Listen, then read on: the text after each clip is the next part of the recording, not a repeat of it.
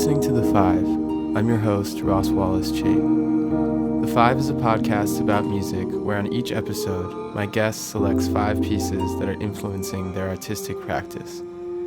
We listen to each one and discuss why and how they stand out. My guest for episode 3 is Fat Tony, a rapper based in Los Angeles and born in Houston, Texas.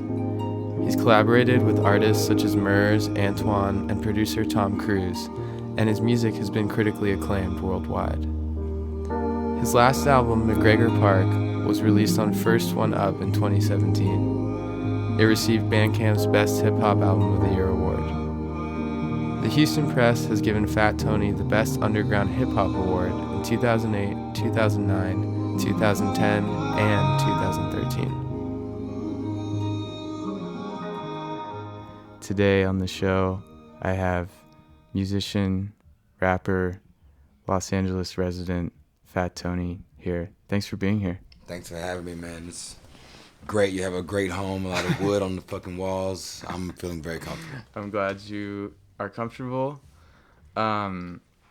So you played what sounded like a really cool show last night. Yeah, last night I played with Pussy Riot, legendary group. I met Nadia from Pussy Riot last year. She works with a producer that I work with named Ricky Reed. And she invited me to play the show, and it was great. Sold out. It was an all-ages show. It was really interesting that it wasn't just like a traditional music show.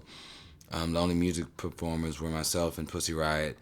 And we had Micah Grimm from Black Lives Matter Minneapolis do a talk. And there was a political video that opened up the show. It's just cool to kind of mix it up, you know. It's like really easy just to put a bunch of bands on like stage and have a gig, but it's different to have like mixed genre, activist speaking, video. It's just a whole smorgasbord of shit that can leave you feeling like you had a full night of entertainment and not just seeing the same old.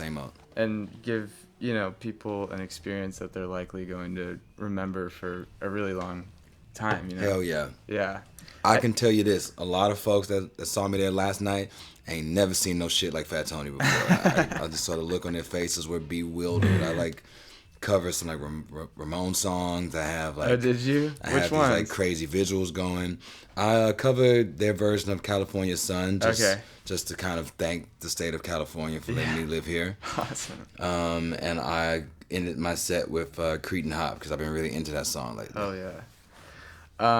I feel like that's kind of something you do generally that's really cool. You seem to, you know, be on bills and go play festivals and stuff that aren't just, you know, a bunch of acts that sound pretty similar. Like you're doing stuff with bands and like musicians who are doing all kinds of music in other genres and whatnot. Yeah, from like day one, it's been my whole mission statement to mix shit up because it's really easy to just lump the same stuff together. You know what I mean? And I feel like you learn more when you mix it up, especially when you get to see stuff that like you're not used to. Totally. You know, and I don't just like playing shows with friends of mine who play in like, you know, different genres. I like playing with total strangers that do shit that I'm not even used to myself, just so I can leave with a different experience. It's great for the audience. It's great for the artists to mingle and meet each other. And hopefully everybody walks away from it feeling a little bit more hopeful about the state of art in 2018. And I mean, I've seen you talk about like your origins as a musician kind of being an impetus for that. Like you were doing a lot of stuff on your own, just like self-producing, self-releasing, working with people who just wanted to like get out there and play and make as much music as possible rather than, you know, getting picked up and signed. And yeah, I'm just like a big advocate for the marginalized artists, you know what I mean? Like I always want to reach out and meet and work with people who don't get that much attention, who like don't get a shitload of press, who don't have tons of followers. You know, I of course like working with people who do have a large following too, but just for me personally, it's it's another part of my mission statement to put on people who don't get heard from very often. Absolutely. I want to say yes to the people that never get said yes to. Totally. If they're talented, Right. And there's so many people doing tight stuff out there. Yeah. That never get a chance to be heard. You Yeah. know, 98% of this whole music game is just PR. Totally. Just like having the right connections and being marketed the right way. And Right. if you don't have that, you will go undiscovered. Right. How do you feel about? Do you think LA is sort of the most vibrant place to be right now as a musician, like in terms of people to collaborate with and places to play and record and stuff? I have to say yes, because out here you get people from all walks of life doing their thing, and you get to meet them and mingle with them and hopefully collaborate with them, or at least have a conversation with them and learn something new. There's people out here doing their thing in all respects, from filmmakers to authors to singers to producers to drummers. Fucking everybody's out here, man. Yeah. But I also want to say that it's not the only place. LA is a big place for that, because there's so much of an industry here, and artists tend to flock towards where the industry is, because we're trying to get work and, live our best lives. But I think that you should not sleep on the rest of the world and every other city out there that is producing some great stuff that you might take something from too. Absolutely. Get your travel on. Don't just go where like Pitchfork tells you to, or where Pigeons and Planes tells you to. Sure. Like, there's a big world out there, and you'll find some really interesting stuff if you Yeah. look hard enough. Yeah. So are you going on the road anytime soon? Have you been touring a lot, or mostly here recording? I toured a lot last year. Uh-huh. This year, I've been doing a lot of like one-off shows, mostly on like the West Coast and in Texas. I'm about to go to Paris for 3 weeks. Awesome. I got selected to be in this program called the Gonservatory. Uh-huh. It's led by this amazing musician named Chili Gonzalez. Mm-hmm. He picks 7 musicians from all over the world. And I think it's going to be really, really intense. We're like basically just linking up for the first time ever. We each have a different craft. I'm the only person that's like a rapper. Mm-hmm. Everyone else is like a pianist or a singer or a guitarist. Just all walks of life. And we're going to link up and see what we can create. That's amazing. All That's 7 of you my together. next. Yeah. Cool. That's my upcoming quote-unquote tour. Very exciting. So you gave me these 5 songs. Would you want to listen to the first one? Yeah, totally. Cool.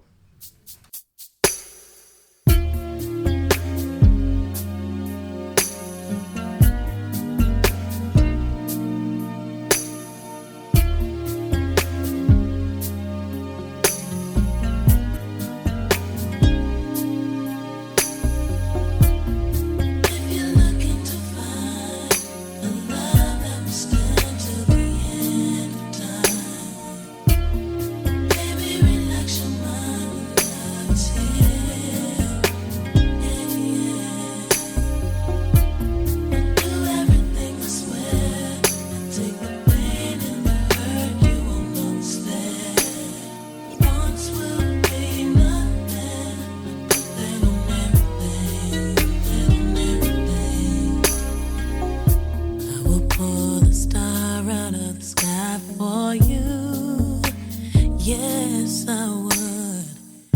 To the edge of the earth, I'll go to see you. Yes, it's true. If you're anywhere and I'm not there, just think one thought of love and I'll be.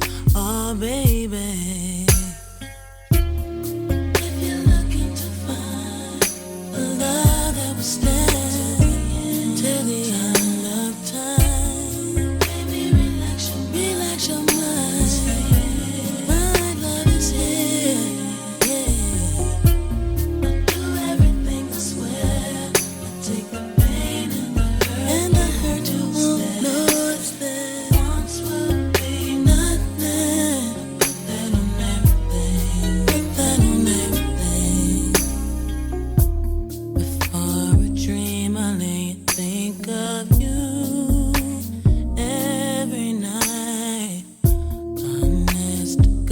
I'm telling you the truth. Oh yeah, I wish you can see how much your presence means to me. You will love me so much more each day. Oh, I'll walk with you through the desert heat.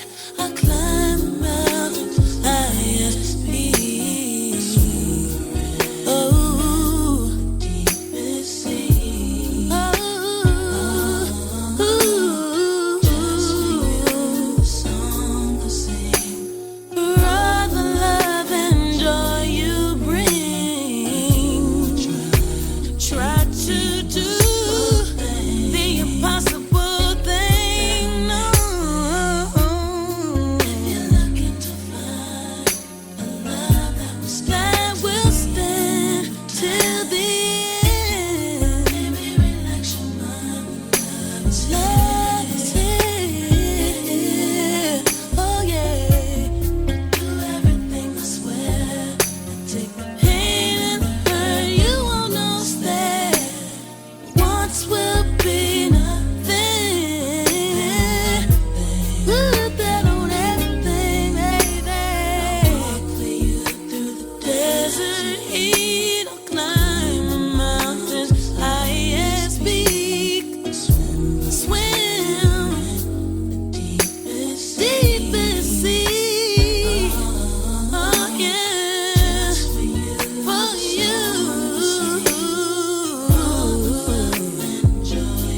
Joy you bring. Try to do this. Do the possible thing, baby. Put that on everything. Yeah. End of time. Relax. Yeah. Do everything, I swear. Do everything. You won't know it's there. Once will be nothing. Put that on everything. If you're looking to find a love that will stand till the end of time. End of time. Relax your mind. Relax your mind. My love is here. I'll do everything, I swear. Yeah. The pain and the hurt, you won't know it's there. Once will be nothing. Put that on everything. So that was Brandy with Put That on Everything. Her 1998 album, Never Say Never. What strikes you about this song?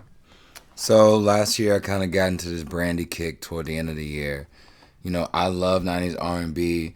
I grew up on it. I'm 30 years old, born in 88, so I'm truly a student of That's like your 90s era. shit. You know what Totally. I mean? That was the era where I fell in love with music first, buying CDs and being obsessed with the radio and MTV and BET and all that shit. Mm-hmm. And I kind of slept on Brandy. I love Brandy's music now. You know, I never really paid attention to her, but outside the singles. Mm-hmm. But last year, I fell in love with her debut album, self-titled Brandy from '94, and then recently I discovered her sophomore album, Never Say Never, which has this song on it, and this song just caught me instantly. I love her voice on it. I love the melodies.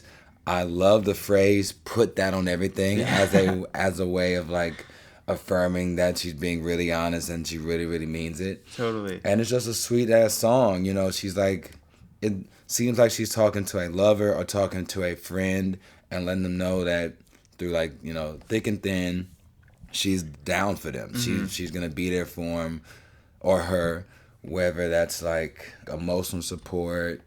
No, it's primarily emotional support that I'm getting from this song. Right. You know, she's like saying that any pain that you feel, I will do my best to remove that from your life. And I think the older I get, the more important it is for me to have people in my corner that really get me, that are down for me when things aren't going well. Right. You know, and for a lot of people, things going well is just about like the success of their like careers or whatever, which is a part of it. But I'm mostly talking about just like days when you're feeling down and you have a friend that can just check in on you and like maybe make you laugh or take you out for like a walk or take you out to have a nice meal or something, Right. you know. Yeah. And I feel like Brandy really expressed that in that song, and that's probably my favorite song of the last 2 months. Before I even came on this podcast, I told my girlfriend about it, and she was like, are you going to pick some Brandy songs? And I was like, yeah, you already know. I like play it around her constantly. Well, this whole album is kind of this really deep, emotional, expressive thing. Like she had that first album, and, it was an amazing pop album, but it was sort of, sound-wise and, like, content-wise, it was very much like the things that pop singers typically like think about and sing about. And then she had this transition into acting, and apparently was like really had low self-esteem coming back into the studio for the second album, and it was a challenge for her to bridge that gap between like, everybody thinks of me as an actress now, how am I going to come back and make this album something special? And it really is this amazing, like, becomes this sort of more adult contemporary sounding thing, and she's talking about serious stuff, like serious emotions, serious relationship stuff, and it's this unexpectedly kind of intense, sad, and really remarkable emotional thing. Yeah, I do appreciate how vulnerable she got on this album. But you know what? I kind of see that coming listening to her first album, because on her first album, she has this song, well, as long as you're here, sure. can we sit together and work it out? All right, so when I heard that song on her first album, I was really impressed by it. Granted, I don't know if she wrote the song herself or not, but she's a singer, so it's her vision, right? I love how on that song, it's from the perspective of a teenager who is like, yo, I know that I was a little wrong, you were a little wrong, we've had our disagreements, but let's try to work it out, which I feel like is a really mature angle for a singer and at like her age with like her branding, right, for like lack of a better term. So hearing that, I was like, wow, I wonder what the rest of her career has been. And as I've gone to the second and third albums, she just gets more and more mature. I really appreciate how like serious she is in a lot of her songs. Absolutely. And I mean, she was 20 years old when this thing came out. It's really, it's just an incredible artistry and incredibly like just in tune, with herself and the realities of being a person in the world, despite, being a celebrity and living kind of this crazy life. That's another thing that I think really influenced her, like maturity. Like when you're that young and you're that famous and you're surrounded by like adults who are now your peers and your coworkers, you kind of grow up fast. Right. So I think she probably got to experience some hardships earlier than most people that kind of made her want to be more vulnerable and want to be a stronger person. And I just feel like she has a good heart in this music. Like to, absolutely, on like this song saying like, yo, man, I'm so down for you. Like, I don't know why it's just so sweet. It's like sweet, but it's not saccharine. It's like not like corny to me. Totally. I just love Brandy, man. Yeah. I'm like blushing thinking about this song right now. Do you hear a song like that and sort of think like, can I do something like that? Can I do... As an artist? Yeah. Hell yeah, man. I mean, all these songs that I love, since I am a songwriter, I am also looking at them from an angle of like feeling inspired by them. Right. You know, I'm like not just a fan when it comes to the stuff. Like these are things that I think are great pieces of work that I want to aspire towards. You know what I mean? I like want to make a song that's as emotionally vulnerable and hard hitting as this song. Right. Which I think that I have before and I will again, but it just keeps me fresh by like discovering more and more music that impacts me in that way. Well, I think something that is really amazing about your music is like you have, you know, you're discussing these like really deep, important thematic ideas in your music, but a lot of times that is happening while the sound of the song is just like really upbeat and, you know, something that you can just have on in the room. And if you're not, you know. Yeah, I like to do that. I like to pair a serious subject with like humor or like an upbeat feel. Like I've been recently thinking about my song The Hood Party, right? And how it's a song about like, you know, gentrification and some of its negative elements, right? But like the song is like told in this like jovial way. It's like some humor in it. It's at a BPM that's really danceable. Yeah. It's but a song that you I'm could put talking on about at a stuff party. that's like serious, you know, when like people come into a neighborhood, take it over, and they kind of strip it from like some of its culture. Right. You know, for like some of these people there, it's like not a hobby, it's a way of life. You know, it's like not just a uniform to be living in this like impoverished neighborhood, as it's like a hip thing to do. You know. And that's something that I want to keep doing in my music. I want to keep knocking people over the head with themes that are important, serious, and make you think, but bring it to you in a way that's like digestible and like not just meant to be like, hey, I'm trying to teach you something. It's like, yo, teach yourself something after you enjoy this fucking good ass music. Totally. Yeah. And I think that approach is it's very, I don't know, it's admirable. It's like, it's not trying to be necessarily like heavy-handed, like, yeah, you know. It's like more just my like personality, because I like humor. Right. And I use humor to like cope with stuff. Like if I'm angry or I'm sad, you know, a lot of time I like express that with like a joke sometimes. Sure. You know? Sure. And I know that there's a lot of people out there that feel the same way. And I definitely hope that I'm reaching them with my music. Absolutely. Let's check out the next song. Don't play me.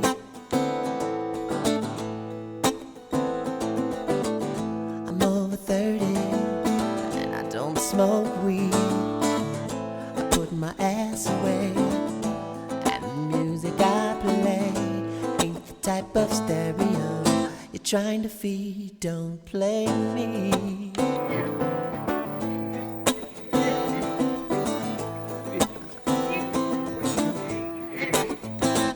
Play me. I use proper English and I'm straight. I'm in the news again for paying dues, my friend. Not the gander you propping my way. Don't play me. I've been to the mountaintop and it ain't what you say. Don't play me.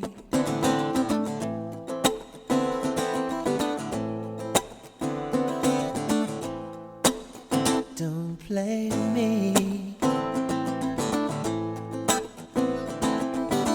I'm the wrong color and I play guitar. My only competition is, well, me in the past. And time if time existed, moving ever so fast. Don't play me.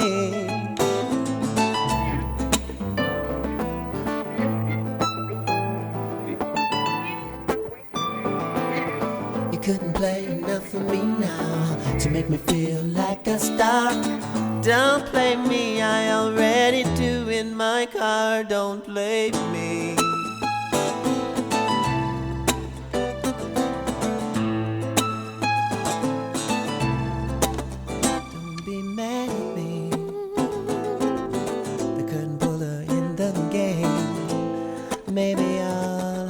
colors, niggas ain't the same.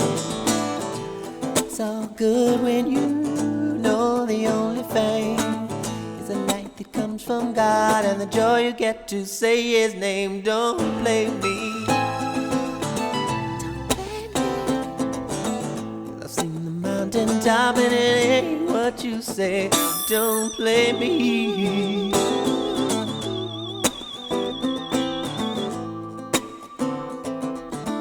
Already got laid. So that was Don't Play Me by Prince. The Truth is the name of the CD from 98. Yeah. It's a deep cut. Deep song, you know. So the Truth is the 4th disc of a collection he put out called Crystal Ball. Right. And that entire album is all just like acoustic music. Right. It's really, really sick. I think it's his best like 90s album. I love that song because he's just like speaking his outlook on the industry and on his life and on the expectations of people and what he really wants. Right. I love that he talks about how he doesn't fuck with the industry's idea of like success and like what it means to be a star and how he's been a pop star and he doesn't care. That album was made during a period where people felt that he had fallen off, you know, they felt that he was like washed up because his music wasn't like top 40 anymore. Right. Or if it was top 40, it was in like the top 10 or top 20 and not number 1 like his previous albums like Purple Rain or the hit song Kiss from Parade or whatever, you know? Yeah. And it just really resonates with me because I think that the idea of what it means to be a popular artist is mostly a put on, and I think it really fucks with the artist's head, especially artists who are quote unquote underground or an independent artist. It like makes them think that if they don't have certain things in their life, certain looks,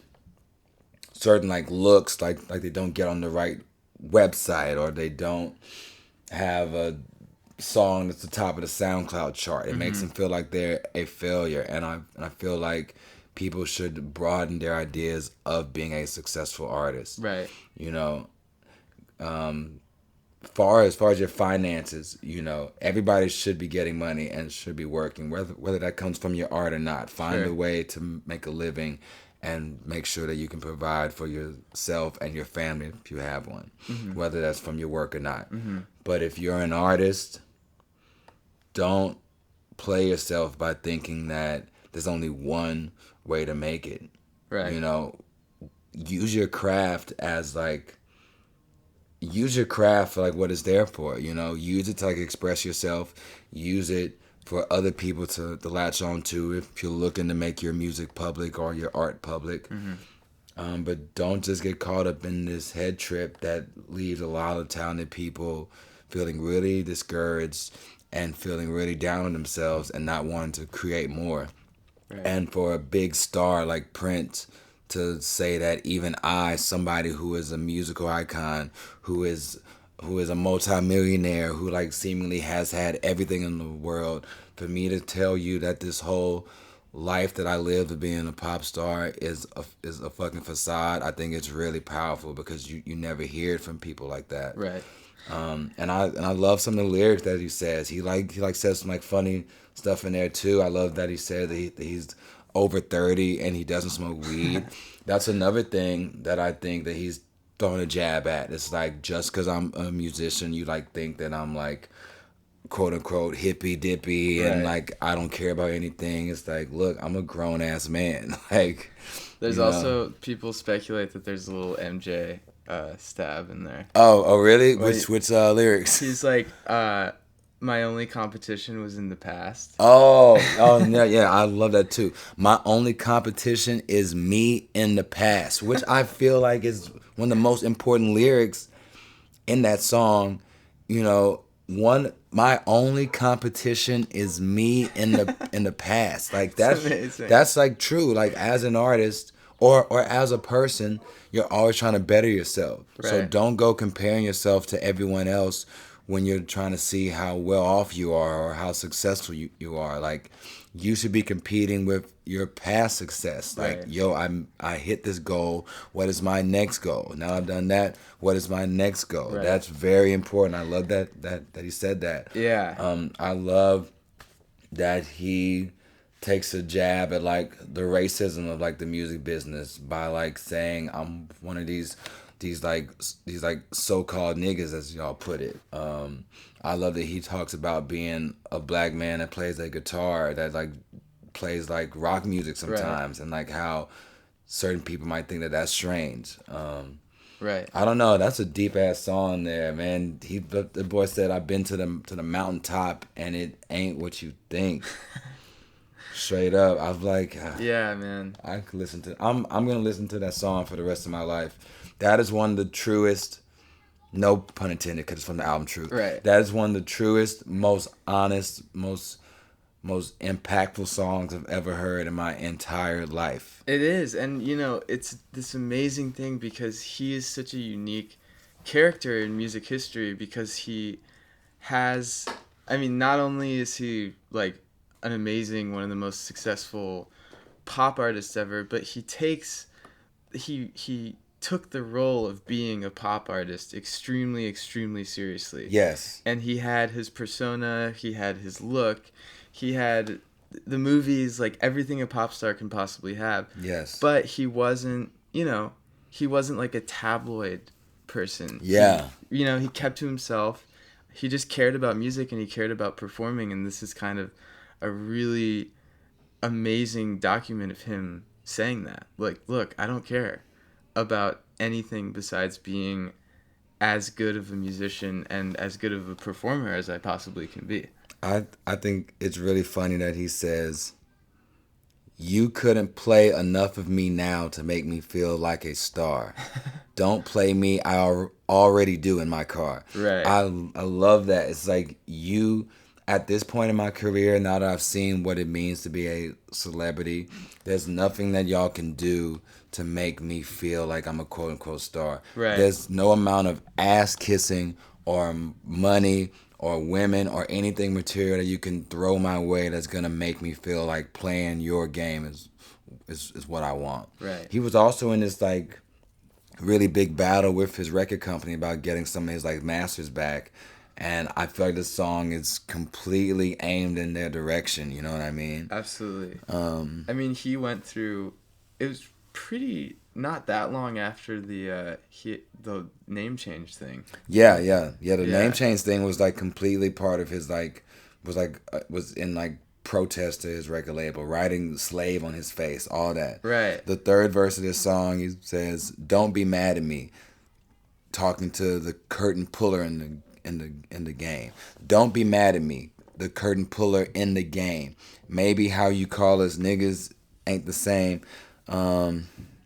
I don't know, man. I can talk about this fucking song already day. And then the final lyric, he says, Don't play me, I already got laid." He's like, I'm just talking in fucking circles now. "Don't play me," great Prince song, go listen to it. Yeah. Again. Absolutely. I just want to chime in and say it's really important to me to let artists know that they need to value themselves and to understand that their sense of self-worth can come from many areas. It don't just come from Instagram. It's not just about how many people are on your nuts. You know what I mean? You can find ways to praise yourself and live a good life, even if you aren't part of the 10% that gets best new music on Pitchfork. Find ways to celebrate yourself as an artist, because being an artist is really important. Absolutely. We really need y'all, and more than that, you need you. When now? I am Shorty. IB 411. I am. Are you am taping Shorty. now? I am Patrick. I'll do that I be again. the biggest I food collector am Shorty. in the world. IB 411. I am Jack, and I I'd am be a short. psychiatric attendant. I am Shorty. IB 411. Shoulder. I am Chip. Again. And I be I traffic. am Shorty. I be 4'11". I am Q-tip, I be friction. I am Tasha. I be short. I be 4'11". I be Monica. One more time. I am short. I be 4'11". I am short. I be 4'11". I am short. I am Pastanus. I be the new generation of slaves here to make papes to buy record exec rates. The pile of revenue I create, but I guess I don't get a cut cause my rent's a month late. Product of a North Carolina cat who scratched the back of a pretty woman named Hattie. Who departed life just a little too soon. It didn't see me grab the plug tune fame as we go a little something like this. Look, ma, no protection. Now I got a daughter named Ayana Monet. And I can play the cowboy to rustle in the dough, so the scenery is healthy where her eyes lay. I am an early bird, but the feathers are black, so the apples that I catch are usually all worms. But it's a must to decipher one's queen from a worm who plays groupie and spread around the bad germ. I cherish the twilight. I maximize my soul is the right size. I watch for the power to run out on the moon. And that'll be sometime soon. Fake it in the fist of kids speaking that they're black when they just niggas trying to be Greek. Or some tongues who lied and said we'll be natives to the end. Nowadays we don't even speak. I guess we got our own life to live. Or is it because we want our own kingdom to rule? Every now and then I step to the now. For now I see back then I might have acted like a fool. Now I won't apologize for it. This is not a bunch of Brady's but a bunch of black man's pride. Yet I can safely say I've never played a sister by touching where her private parts reside. I've always walked the right side of the road. If I wasn't making song, I wouldn't be a thug selling drugs, but a man with a plan. And if I was a rug cleaner, bet your pasta have the cleanest rugs I am. The plug tube brand with the flavor in the flute. Watch the sniffing so a sack of shows in demand. I read the diction from the second page. I got the 1-2 gauge baritone to the ism fan. Trees fall so I can play ground with my ink. So let me lead you to my M's go. I push the infinite and carry it. My carry is a 3/1, so my plugins already know. Lick shots with Mo will catch the booth from a ghost in the heckling crowd. If I give a foot, Jackville caught a spill when a spill came from my mouth. I put a head down south. I don't check for the noose in the neck, so I never tell my M's that finesse is knocking at my door. I choose to run from the rays of the burning sun and dodge a needle washing up upon a sandy shore. I bring the element H with the 2, so you owe me what's coming when I'm raining on your new parade. It's just mind over matter, and what matters is that the mind isn't guided by the punter shade. I keep the walking on the right side, but I won't judge the next who handles walking on the wrong, cause that's how he wants to be. No difference, see, I wanna be like the name of this song I am.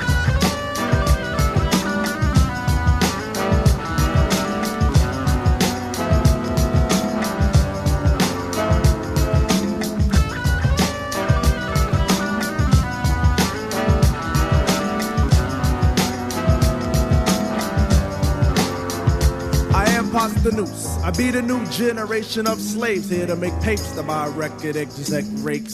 The pile of revenue I create, but I guess I don't get a cut cause my rent's a month late. The deeds of a natural are seeds that are no longer planted, so the famine in the mind is strong. Tactics of another plane is now proven sane. Sane enough to let you know from within this song. I stabilize many cableized viewers so my occupation's known, but not why I occupy. And that is to bring the peace, not in the flower, but the assalamu alaikum in the third I am. Mi nombre es Denise y no sé lo que dije. I am Drez. I am Jeannie and I be red. I be I am Kim and I be chilling the hell out. I am Bob and I be really tired of doing this, you guys.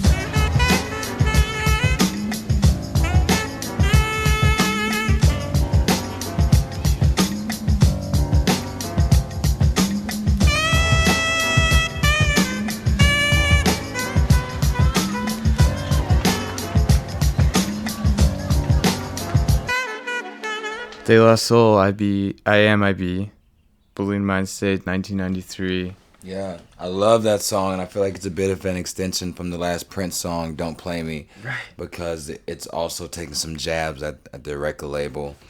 Very much so. Much like Prince, they're equating being a black musician on a record label as like a form of slavery. Mm-hmm.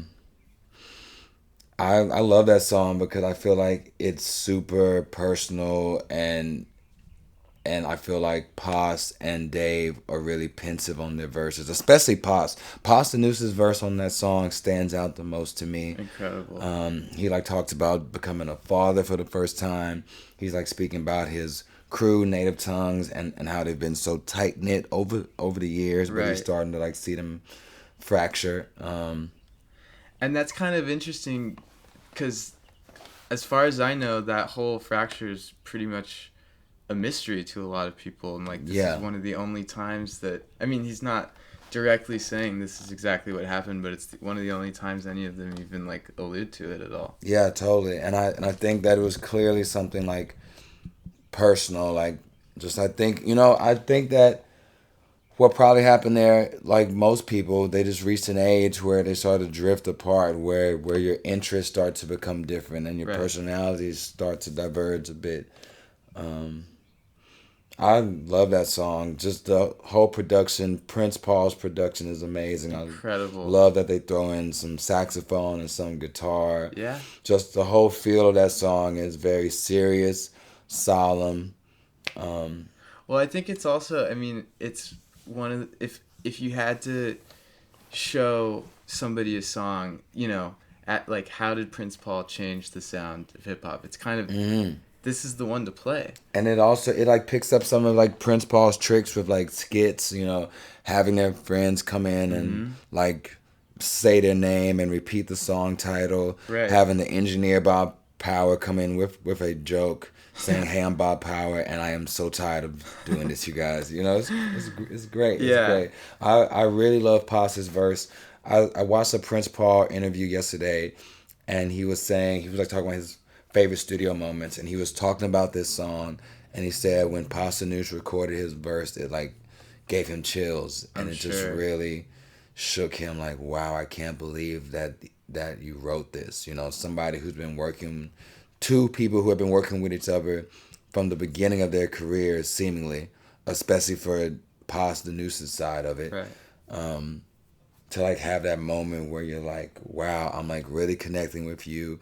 I'm learning from you, and I'm seeing you display a bit of vulnerability that I haven't seen you do before on a song. This is really powerful stuff. Absolutely. You know, me being like the age I am, I just turned 30. I think about this song a lot because, you know, I feel like this album is where De La Soul hit a level of maturity that they were able to carry out for the rest of their career. You know, talking about being a father, talking about paying his bills. He's talking about his mother passing away before he put his first album out, and she never got a chance to see his success. Right. Yeah, some heavy stuff. It is. That experience of Prince Paul, watching him, you know, do that verse in the studio, because you've collaborated with a lot of people that you've known for a long time, right? Yeah. And so do you feel like, because this was Prince Paul's last album with them. Yes. And, you know, they've been together for a long time. Do you feel like you've had some of those experiences of like, as time goes on working with these people, you find that you can be kind of more vulnerable and more open with them and express yourself differently? Recently I've been making music with my roommate Lucas Gorham. He has a project called Heaven, HEVLN, and he's been producing some music for me recently, and I've done a few songs where I've spoken about like my grandmother passing and just my thoughts on my life.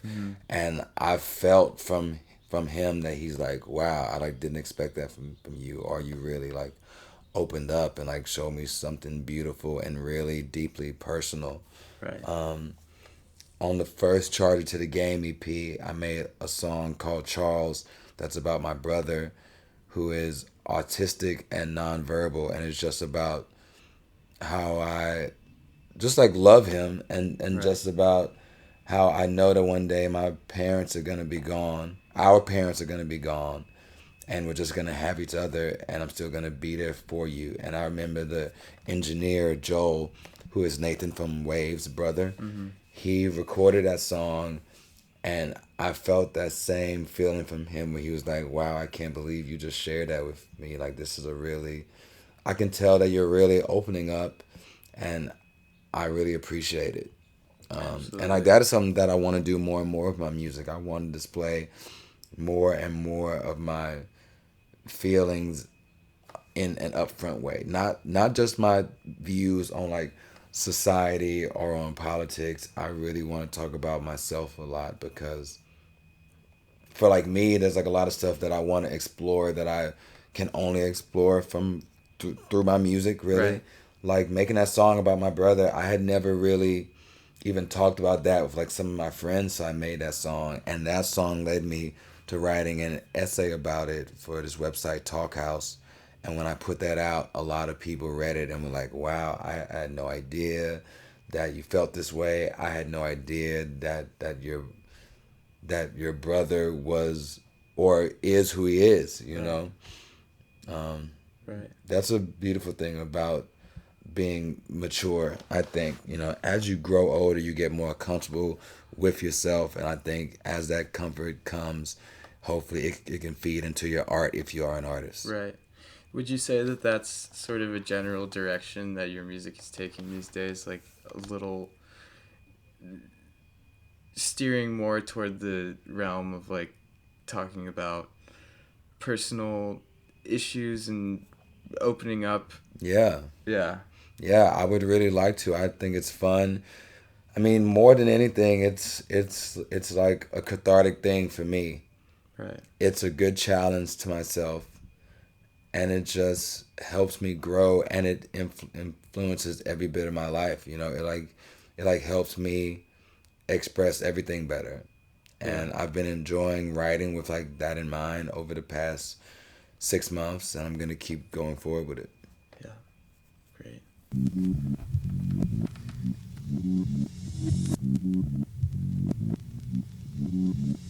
I fuck with myself. I fucks with myself. Might bring myself some flowers. I'm in love with myself. I look in the mirror, like who is that nigga? I'm cool with that nigga. I'm through with these niggas. Might go on vacation. Just me and my nigga. My nigga is me. Myself and I. Who said I need you? Oh dummy, they lie. I'm doing just fine. My cloud is on 9. I take myself out for drinks. Myself and I lit. Might fuck the same chick. Wait, we'll see when we wait. Oh, pie with the plates. Till death do us part. My favorite MC. Ain't even an argument. You ask him, he say me. He stylin', I'm stylin'. I'm broke and he broke. We in the same boat. I ain't got to gloat. My best friend is fly. Some folks call him Q. Q call myself I fuck with myself. I fuck with myself. Might bring myself some flowers. I'm in love with myself. I look in the mirror. Like who is that nigga? I'm cool with that nigga. I'm through with these niggas. Might just jump back and kiss myself. I might just jump back and kiss myself. I might just jump back and kiss myself. I might just jump back and kiss myself. You was there with me riding, was there with me waiting, was with niggas cooking, was with niggas baking. Attended education together for Nathan. We always had Jason, not Jordans but Jameson. We can't fuck with what these niggas is playing. Just saying. March to our own bang. We gon' be some fly ass old brothers, feet in the sand, with matching Cartier spectacles and linen made pants. That's lamping, no shade. We snacking, no napkin in lap. We Compton with age. We bubble like soda shookin'. I'm yin and me yang. Like colorful cocoa, beware. I'm coolin' the gang. You Coolio Bragg. We Coolio Iglesias. I fucks with myself. I fucks with myself. Might bring myself some flowers. I'm in love with myself. I look in the mirror. Like who is that nigga? I'm cool with that nigga. I'm through with these niggas. I might just jump back and kiss myself. I might just jump back and kiss myself. I might just jump back and kiss myself. I might just jump back and kiss myself. I might jump back and kiss myself. I might just jump back and kiss myself. I might just jump back and kiss myself. I might just jump back and kiss myself.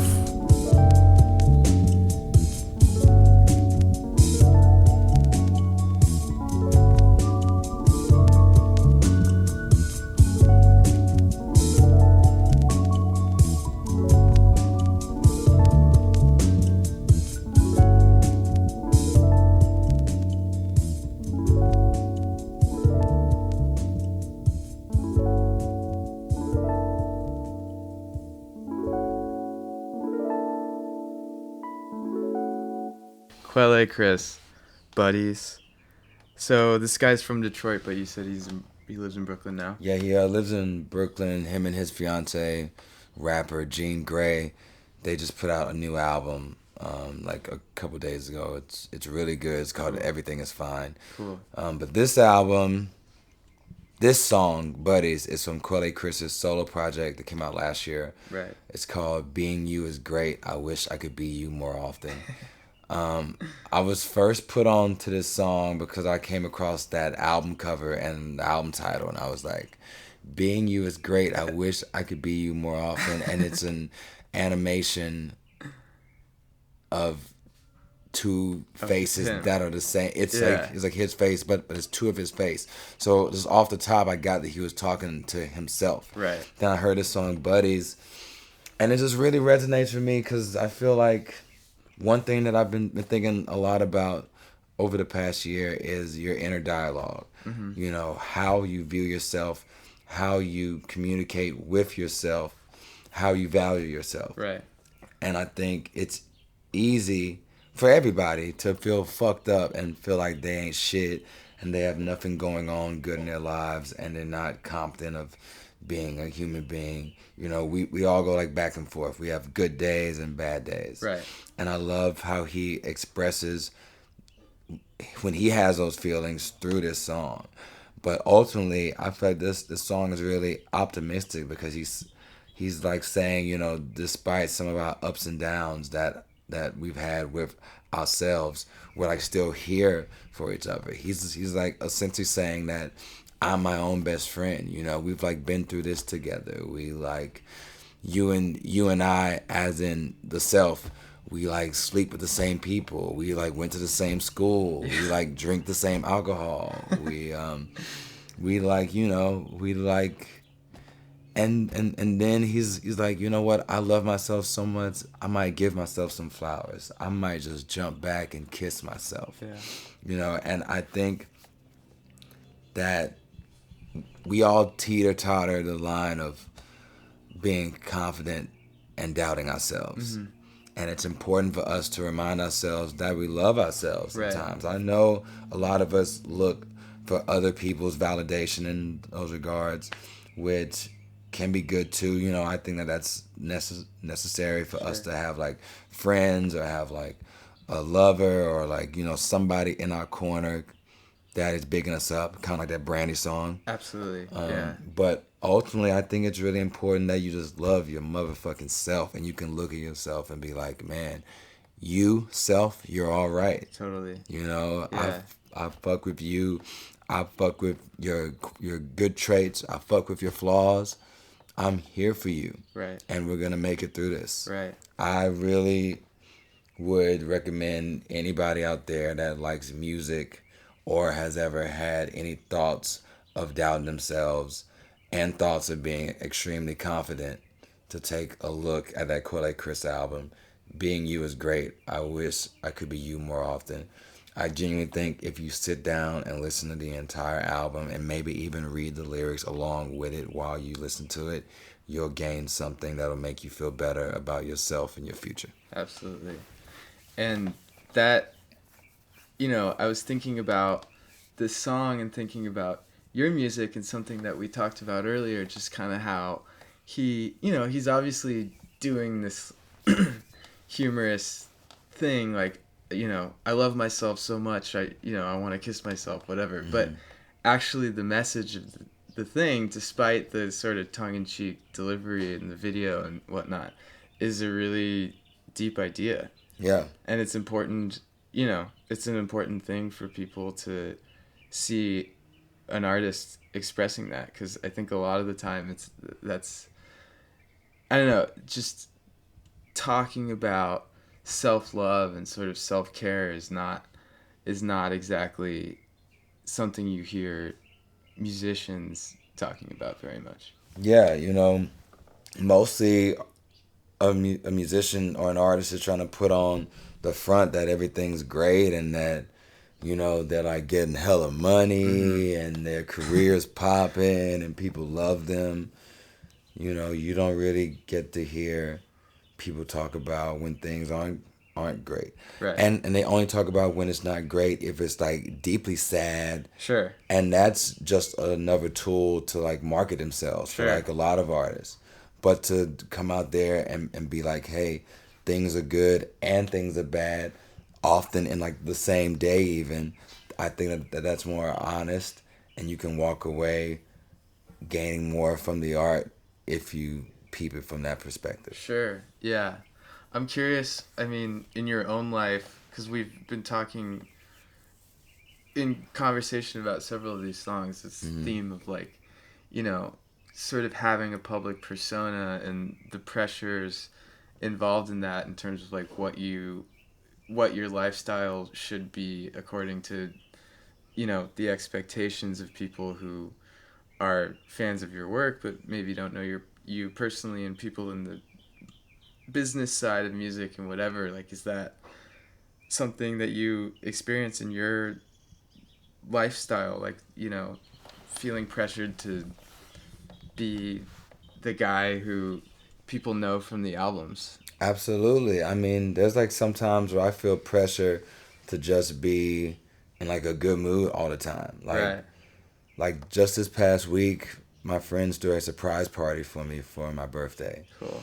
And I felt a bit of discomfort there because I felt pressured to make everyone happy and make jokes and kind of like entertain people and like lead people and like be a good host, which I'm normally fine with, but I just wasn't prepared for it on like that night. I was looking to have like a chill night where I go home early and like relax. Sure. And it wasn't like people were like saying that to my face. It like truly could have been just all in like my own head. Sure. But I just had this feeling of like, damn, I'm not in the mood to like party right now. I know it's like my birthday and all, but I was just gonna go home. I didn't know y'all were looking for like this, and I felt that way several times. Usually it's like in your own head because people aren't gonna come up like, all right, man, make me feel good, dance, entertain me. Right. But just knowing that to most people, they know me as this guy who is gonna be hosting a party and like having a good time and like recommending people have some cocktails and dance. When I don't feel that way, it can feel kind of like just like just like, I don't know, just feel like, what am I doing here? But also, earlier in my life when I was like 22, 23, I like kind of felt the pressure to like dress a certain way. Right. Even like I've never been a person that wore like hella like jewelry, but I saw this picture of me from like 6 years ago, and I'm wearing this like silver necklace, and I got it from my friend who used to be a rapper and he became a chef, and he was like, this is the chain that I bought when I got my first record deal, and I don't really wear it anymore, but you just got your first record deal. Here, you can have it. And I would wear it like, oh man, I got a chain, like I'm like a real rapper now. Yeah. And I just look back at that, even though the chain isn't like gaudy or anything. I just look at it like I was trying to put on an image. I was trying to be what I thought that I should be because I've quote unquote made it. I like have a record deal. I live in Los Angeles. I have a little bit of money. This is what I should be looking like. Right. But, as you get older, I think you're more and more of yourself. Right. You know, like I've been telling people over the past year, I felt like more of myself than I ever have. Granted, I've been myself my whole life. I've been an individual that has like interests that are specific to me. Sure. But in my soul, I truly feel more of myself than I ever have before. And I hope that that just increases as I keep living. That's great. Boy, I think it's a game. Yeah, I'ma start this motherfucker out just like this here. You know what I'm talking about? Fired up. Yeah. I'ma start this bitch out just like this here. Tell you, commission rich niggas in the highs, man. Y'all gon' feel us, you know what I'm talking about?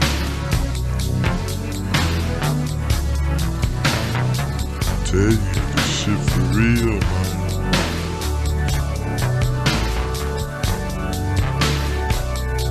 It's got to get better, you know what I'm talking about?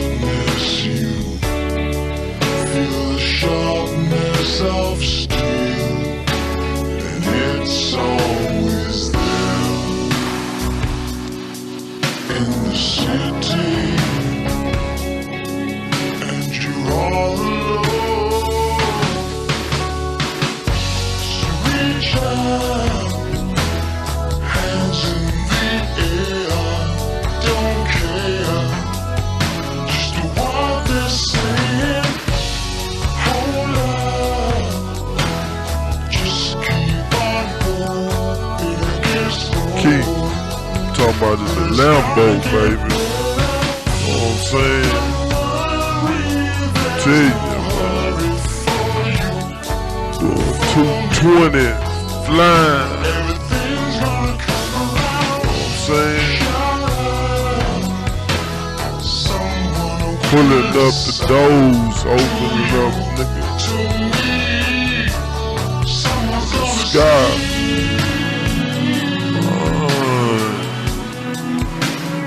Talking about doing 220, man.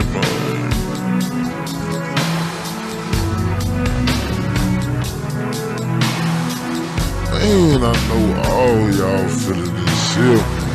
Straight up, man. Yeah. Peace, man. We delirious, man. Straight up, man. Man, peep this breakdown.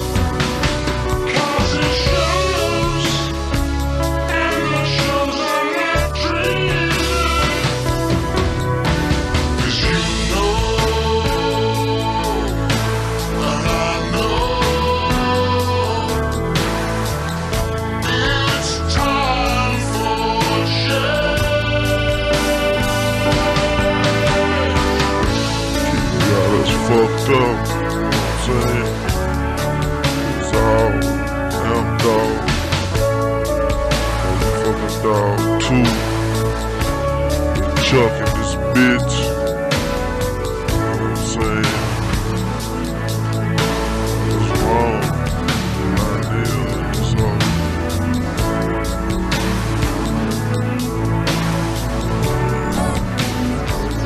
What's going down in this bitch? Straight up.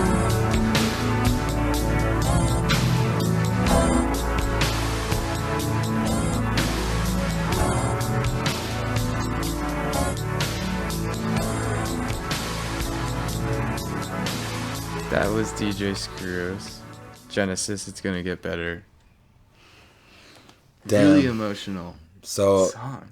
I love that song.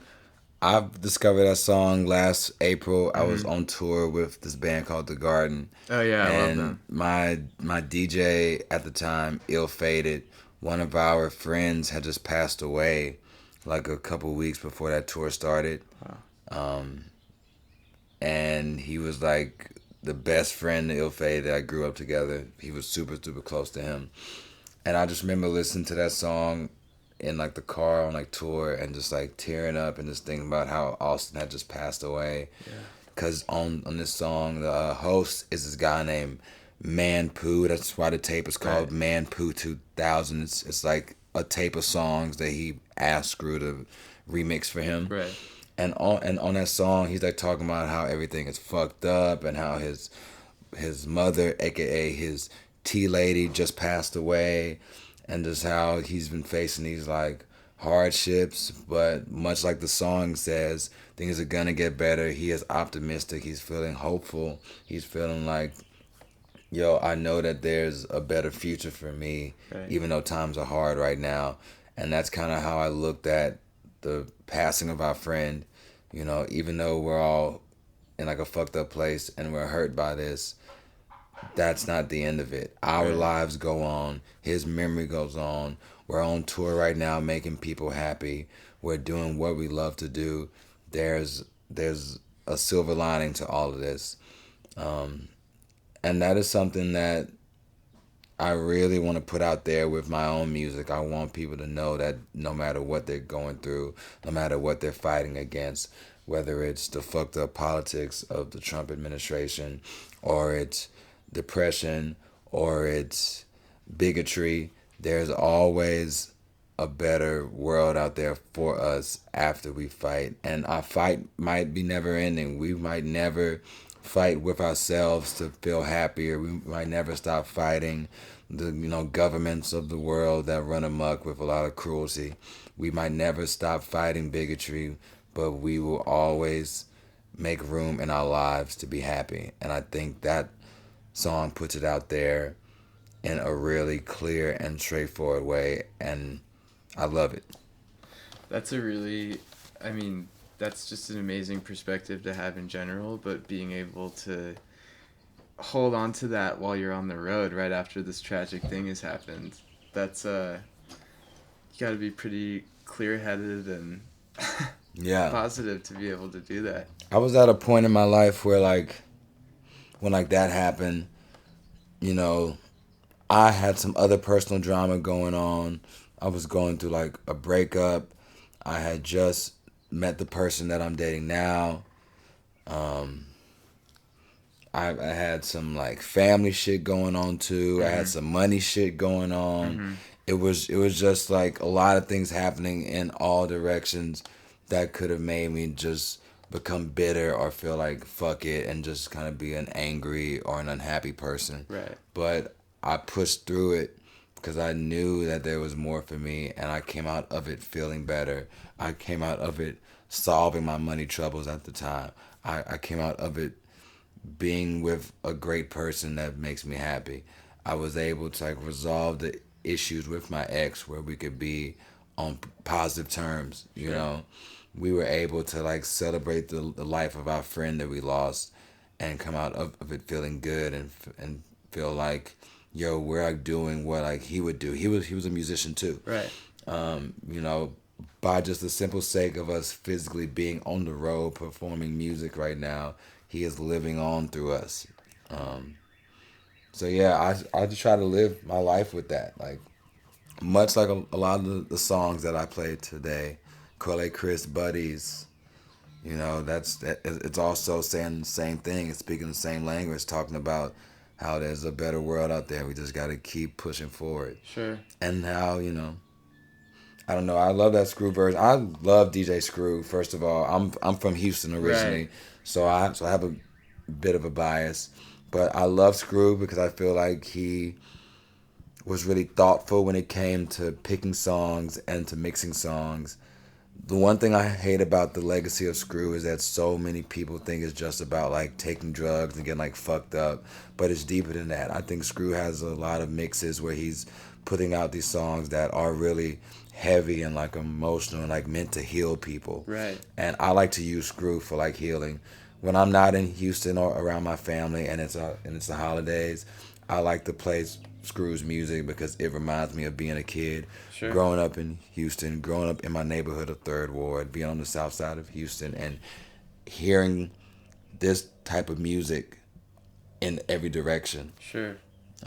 Yeah, I think if people take the time to really dig deep into Screw's music, they will find a lot of humanity and a lot of healing through it. Absolutely. And he was, you know, he had a really elaborate musical background. Yeah. You know, he was a piano player for a really long time, like learned all the classical stuff, and you can hear, you know, that there's so much like richness and so like everything is so just like thought out and lush, and just the sounds are amazing. I think it comes across in like the technical side of him as a DJ too. Like right. He's like doing tricks on like some of these songs, really like scratching and like cutting it up and like doing like stuff that if it was regular speed, it would also be very, very impressive. Sure.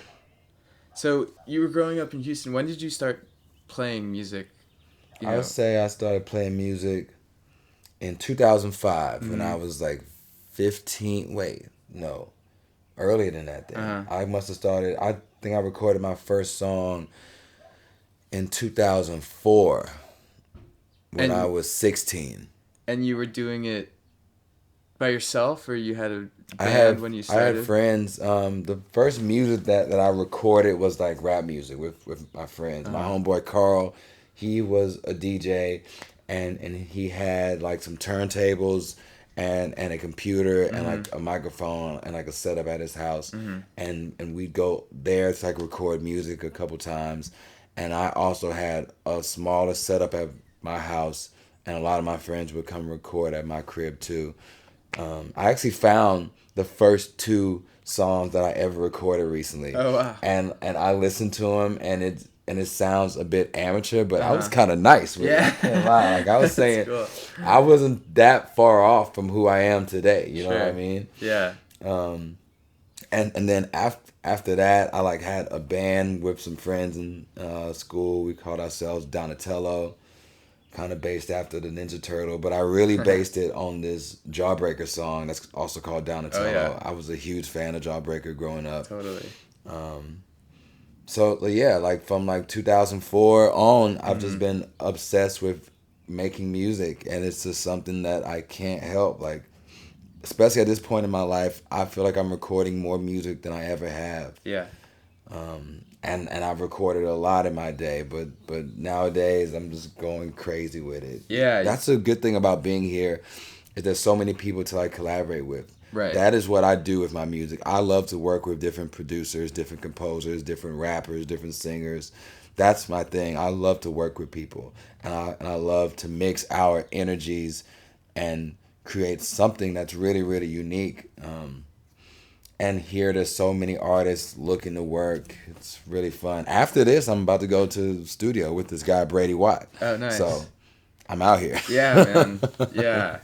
Yeah. I think, you know, just being a fan of your music for a while, like you are a very prolific guy. A lot of output. Thank you. Yeah, Not going to stop anytime soon. Being in Houston, making music as a teenager, was Screw and like going to that shop a big part of your, you know, origins, starting to play and starting to like become obsessed with music? It wasn't part of my start of making music, but it was my start of obsessing about music, because Screw was one of the first artists that I liked who was really, really prolific like that, and just had so much stuff. Right. And it like just everywhere that I looked, there was a brand new Screw thing for me to get into and to learn about. Yeah. So it just made me feel like, damn, like I can listen to Screw for years and never run out of stuff that I've never heard before. Sure. And it was really fascinating for like me to see what like songs that he picked for different tapes that he made. I also love the way that he titles his tapes. Like there's tapes like Still a G at 27. Yeah. Codeine Fiend, Late Night Fucking Your Bitch. And I just always thought that was interesting that he titled this stuff. And I just wanted to know more about that. I was fascinated by which members of his group, Screwed Up Clique, would be rapping and doing the freestyles on these tapes. And he's not like a mainstream artist. So to find out about the music, I'd have to go to his shop and look through the notebook and like see what tapes they had available then, or like get online, like find a message board and like see what people are like trading. So cool. You know what I mean?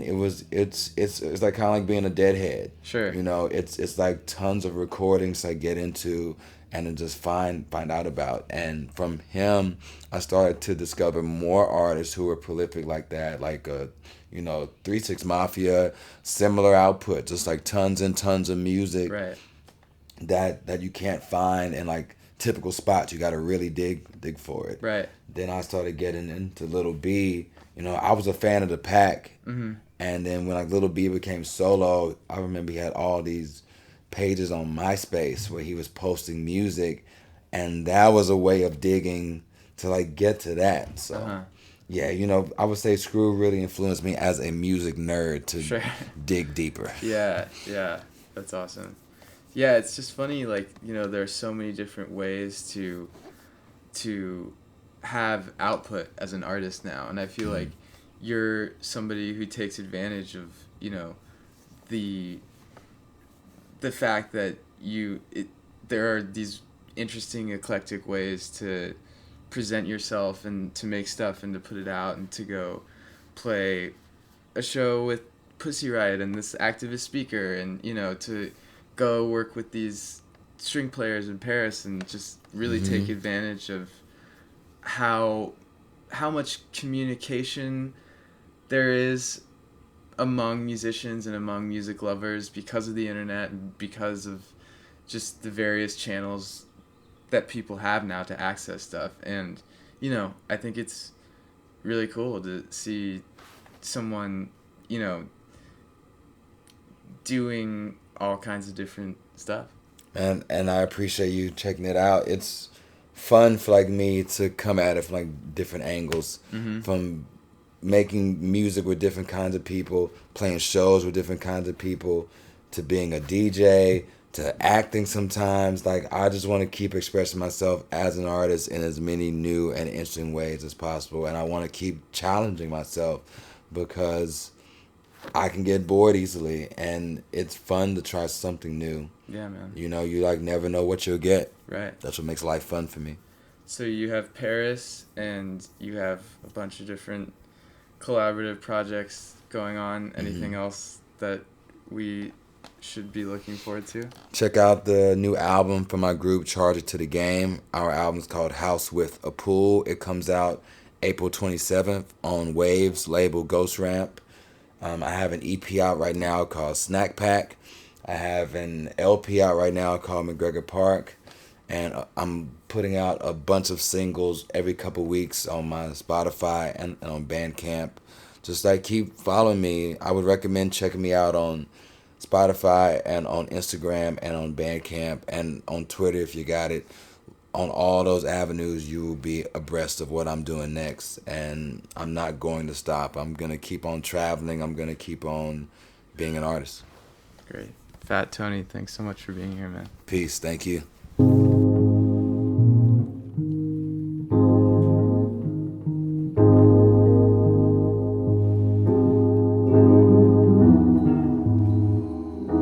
Thanks for listening to The Five. I'm your host, Ross Wallace Chait. You can follow me on Instagram at this_is_rot or on SoundCloud at soundcloud.com/totalheat. Peace and love. Peace and love. Peace and love. Peace and love. Peace and love. Peace and love. Peace and love. Peace and love. Peace and love. Peace and love. Peace and love. Peace and love. Peace and love. Peace and love.